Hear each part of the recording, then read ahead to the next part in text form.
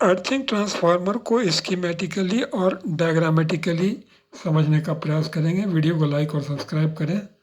Earthing transformer का उपयोग होता है जहां हमें न्यूट्रल अवेलेबल नहीं है, जैसे डेल्टा कनेक्टेड वाइंडिंग और अर्थ फॉर प्रोटेक्शन वगैरह के लिए न्यूट्रल की आवश्यकता है, या इम्प्रूव अर्थिंग की, यानी कि ये अर्थिंग रेसिस्टेंस बहुत हाई आ रहा है सॉइल रेसिस्टिविटी के कारण और हमको रेसिस्टेंस बहुत कम चाहिए, अर्थ रेसिस्टेंस कम चाहिए, वहाँ इसकी आवश्यकता होती है।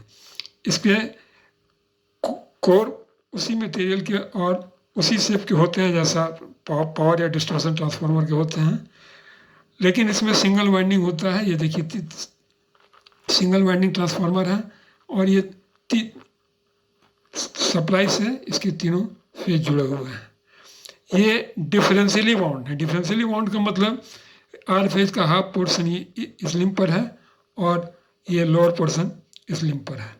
वाई फेज का हाफ पोर्शन स्लिम पर है और एक लोअर पोर्शन आर फेज पर है।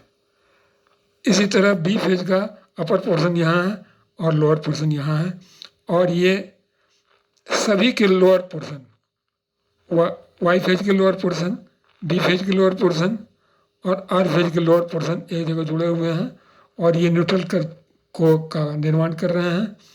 इस न्यूट्रल को अर्थ कर दिया गया। इससे हमें प्रोटेक्शन के लिए, ये अर्थ फॉर प्रोटेक्शन के लिए आर्टिफिशियल न्यूट्रल मिल गया।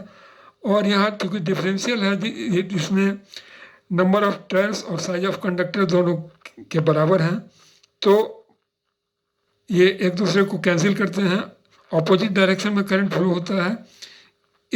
इसमें इस डायरेक्शन में करंट फ्लो हो रहा है तो नीचे वाले में इसके ऑपोजिट डायरेक्शन में करंट फ्लो होगा। यहाँ ये ऐसे करंट होगा तो नीचे इस तरह से करंट होगा, तो ये एक दूसरे को कैंसिल भी करते हैं। और कैंसिल करने के कारण हमें एक दूसरे को कैंसिल करने के कारण यहाँ बहुत कम करंट फ्लो होता है। मैग्नेटाइजिंग करंट बहुत कम होता है, जिससे कोर का साइज बहुत छोटा रखा जाता है क्योंकि मैग्नेटिक फ्लक्स डेंसिटी कम होता है। इस वीडियो में इतना ही। Thank you. Stay safe, happy learning. Please like, comment and subscribe the video. Thank you very much.